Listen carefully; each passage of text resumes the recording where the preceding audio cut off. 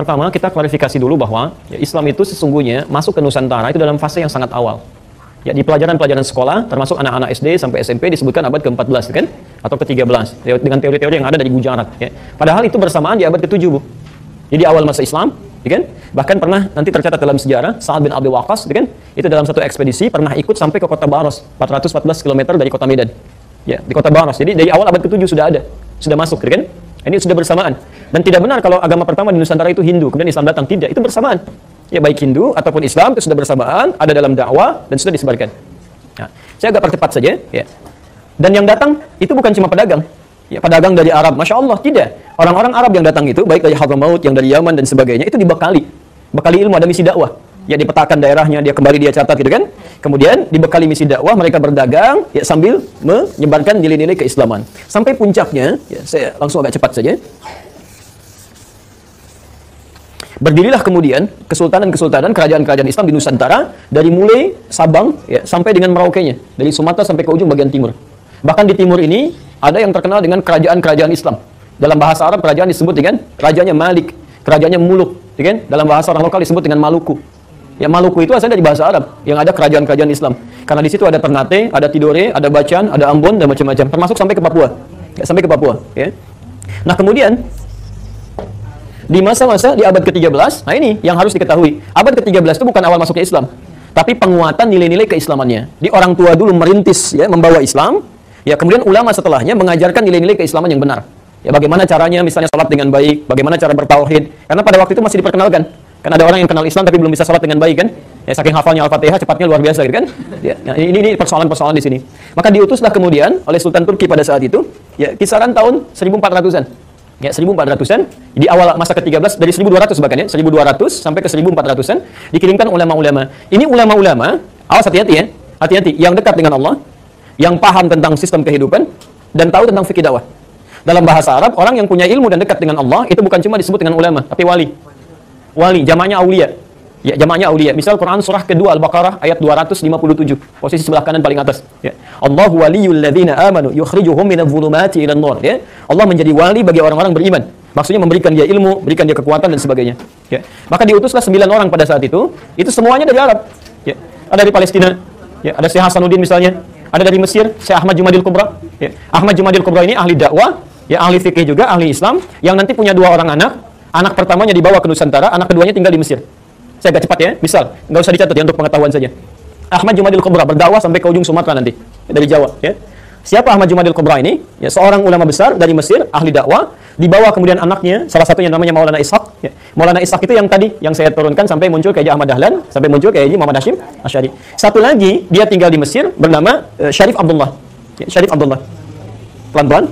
Ini bukan Sunan Gunung Jati, Syarif Abdullah ini anak-anak dari sini.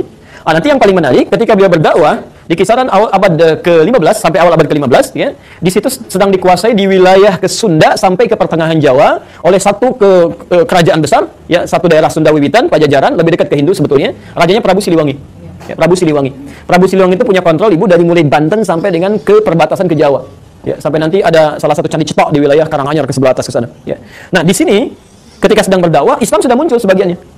Inspeksi beliau ke wilayah Karawang, ketika masuk ke daerah Karawang ditemukan seorang perempuan, itu terdengar suaranya sedang mengaji, suaranya lembut sekali, bagus, dilihat orangnya cantik luar biasa, namanya Nyai Subang Larang. Nyai Subang Larang ini ternyata anak seorang pembesar muslim, dia sedang belajar pesantren jadi santri dari satu guru besar yang baru pulang dari Mekah. Mekah dulu dikenal dengan Ummul Qura sampai sekarang, maka gurunya disebut dengan Syekh Qura. Nama aslinya Syekh Hasanuddin, dikenal dengan Syekh Qura. Maka jadi muridnya, ketahuan oleh Prabu Siliwangi tentang kebaikannya, maka diminta untuk jadi bagian dari istrinya, ingin menikah. Masya Allah, Ibu kalau kedatangan presiden, datang ke Roma, saya mau melamar anak Ibu misalnya, terima nggak? Wah, ya kan? Nggak mudah ya? Perhatikan, Nyai Subang Larang apa yang disampaikan. Ini bisa mengatakan begini, ini kan orang bisa mengatakan apa saja, tapi dengan kekuatan imannya dia katakan, lihat kalimatnya. Anda boleh nikahi saya kalau mau masuk Islam. Ya, singkatnya mau. Jadi kalau kalimat dikeluarkan dengan nilai keimanan, ya, tidak pernah dipakai berdusta, ya, tidak pernah dipakai maksiat, itu nanti Masya Allah ada kekuatan-kekuatan besar di situ, yang Allah menggerakkan. Maka masuk Islamlah Prabu Siliwangi, nama aslinya Pamanah Rasa. Dari pernikahan itu melahirkan 3 orang anak, ya, 2 laki-laki, 1 perempuan. Anak pertama lahir tahun 1423, diberi nama dengan Walang Sungsang. Ya, Walang Sungsang. Anak kedua lahir tahun 1426, diberi nama dengan Rara Santang. Anak ketiga lahir 1427, diberi nama dengan Raja Sengara. Raja Sengara. Semuanya masuk Islam, pelan-pelan. Semua masuk Islam. Walang Sungsang berganti nama menjadi Abdullah Iman. Rara Santang berganti nama menjadi Syarifah Mudaim. Ya, pelan-pelan. Dari tahun inilah kemudian keduanya pergi menunaikan ibadah haji, berangkat. Ya, setelah berhaji ini, ternyata setelah selesai mau pulang bertemu dengan Syarif Abdullah. Ya, Syarif Abdullah jatuh hati kepada Syarifah Mudaim, minta izin untuk menikahi pada kakaknya, dinikahkan di situ. Maka ketika Abdullah Iman pulang ya ke daerahnya, ini Syarifah Mudaim gak ikut. Disampaikan menikah dengan Syarif Abdullah. Ini ketika pulang oleh Prabu Siliwangi diberikan tempat di daerah Lemah Wungkuk. Lemah Wungkuk itu dulu banyak etnis di situ, ya ada Arab, ada Cina, ada orang lokal. Dalam bahasa lokal disebut dengan Caruban. Caruban itu kumpulan orang-orang dengan etnis-etnis yang banyak. Karena itu di daerah Lasem, agak ke pesisir sedikit, ya dekat ke Tuban 30 km. Kisaran pantai ada daerah Caruban juga di situ. Karena dulu orang Cina masuk pertama kali lewat Lasem. Daerah Karangturi kalau sekarang. Karangturi posisi paling kanan, di situ ada kisaran orang-orang Cina, komunitasnya di situ ya. Tapi kalau ibu tanya bahasa Jawanya paling halus. Ya, orang-orang sekitaran itu. Caruban. Nah, kemudian ada biasa mereka membuat tentang rebon ya dari udang itu, campuran di situ. Maka sampai sekarang daerah itu untuk membedakan dengan yang di Lasem disebut dengan Cirebon. Ya, itu asalnya. Cirebon. Saya kembali, yang ini pergi ke Mesir, menikah dengan Syarif Abdullah, tinggal 20 tahun di sana, melahirkan seorang anak bernama Syarif Hidayatullah. Syarif Hidayatullah inilah yang kemudian pulang ketika menghadap kakeknya diberikan kewenangan di Gunung Jati, maka dikenal dengan Sunan Gunung Jati. Nah, perhatikan pelan-pelan ya, Sunan Gunung Jati ini itu bukan termasuk yang 9 wali pertama. Ini generasi keempat. Generasi keempat, jadi kayak Sunan Kalijaga, Sunan Gunung Jati, itu orang lokal. Maksudnya dari campuran sebelumnya. 9 wali yang pertama itu bukan dari yang orang-orang di generasi keempat, yang awal. Ada yang dari Mesir, ada yang dari Maghrib, Maroko, ada yang dari Palestina, ada yang dari Persia. Ya, semuanya jumlahnya 9 orang. Ada dari Turki 2 orang. Ya, ini poinnya. Ya, pelan-pelan. Nah, ketika kembali ke sini, saya teruskan sedikit ya. Kembali sampai ke sini, diberikan kewenangan. Kemudian ini ingin nengok neneknya. Ya, maaf, saya ulangi. Ini Subang Larang kebalik ingin menengok kemudian Abdullah Iman di Cirebon. Ya, sampai di perjalanan singkatnya meninggal dunia. Untuk mengenang kalimat ini maka disebutkan daerahnya dengan nama Subang sampai hari ini. Ya, baik. Jadi di sini poinnya. Kemudian tersebar luas Islam sampai muncul generasi-generasi setelahnya. Sampai tibalah kemudian Portugis datang lewat Selat Malaka tahun 1511. Ya. Dari mana Portugis ini datang? Ternyata dari hasil perjanjian yang dikukuhkan oleh tokoh Kristen paling besar pada saat itu. Makanya gelarnya juga besar, Paus. Ya. Nah, ini Paus Alexander yang ke-6. Ya, Paus Alexander yang ke-6 tahun 1494. Ya, ketika umat Islam dikalahkan daerah Andalusia, kemudian beliau membuat satu perjanjian disebut dengan perjanjian Tordesillas. Tordesillas itu membagi belahan bumi pada 2 bagian. Belahan timur dengan belahan bagian barat. Maka diambillah kemudian Portugis ditugaskan untuk membawa 3 misi suci masuk ke daerah timur. Sedangkan Spanyol diberikan wilayah daerah barat. 3 misi suci ini, 3 misi suci, ya, itu dikenal dengan misi 3G. Namanya Gold, Glory, dan Gospel. Ya, maka masuklah Portugis lewat Selat Malaka. Asalnya nyasar dulu, Bu. Nyasar sampai kemudian ke Goa, ya kan? Di Goa melakukan monopoli, lalu minta bantuan pada seorang bernama Ahmad bin Majid, navigator muslim, untuk menunjukkan arah yang sebenarnya. Maka masuklah lewat Malaka tahun 1511. Ya, apa yang pertama kali dilakukan? Pertama, memonopoli perdagangan. Kedua, membuat rumah ibadah, misi gospel, ya, kristenisasi. Rumah ibadah dalam bahasa Portugis disebut dengan igreja. Igreja. Orang kita menyebutnya dengan gereja kemudian. Jadi gereja itu asalnya bukan dari bahasa Indonesia, tapi dari bahasa Portugis. Didirikanlah di situ, orang mulai ikut-ikutan. Ya, orang-orang Portugis saat itu ibadahnya itu 2 hari setelah orang Islam. Ya, kalau orang Islam itu ibadah tiap pekan kemana? Jumatan ya, ke masjid ya, Jumat. Setelah hari Jumat, setelah hari Sabtu nggak ada Minggu. Nggak ada Minggu, adanya Ahad asalnya. Dari mana muncul Minggu? Karena orang-orang Portugis saat ibadah itu tidak langsung nyambung dengan Tuhannya. Mereka perlu perantara. Ya, sampai hari ini. Jadi kalau misalnya punya dosa, itu penembusan dosanya nggak minta sama Tuhan, minta sama Bapak. Datang ke situ, Bapak saya salah tadi begini gitu kan. Baik, lalu kata bapaknya begini. Kata orangnya kalau Bapak salah kemana gitu kan. Nah ini baik, jadi intinya dia lewat orang suci. Orang suci disebut dengan Santo. Saat itu Santo yang di perantara dikenal dengan Santo Domingo. Ya, Santo Domingo. Singkatnya orang kita kan suka menyingkat-nyingkat ya. Santo Domingo, Minggu jadi Minggu. Sampai hari ini ada Minggu. Dan di hari ini mereka ibadah. Ya, sampai kemudian ada orang ikut-ikutan, ada yang dipaksa pindah agama, sampai nanti yang mendirikan Nahdlatul Ulama, Kiai Haji Muhammad Hasyim Asy'ari memberikan fatwa. Beliau menulis 19 buku, di kitab keduanya Risalah Ahlus Sunnah wal Jamaah. Ya, halaman ke-14, posisi paling kanan, paragraf pertama, baris 1 sampai dengan 5. Ya, itu ada fatwa di situ.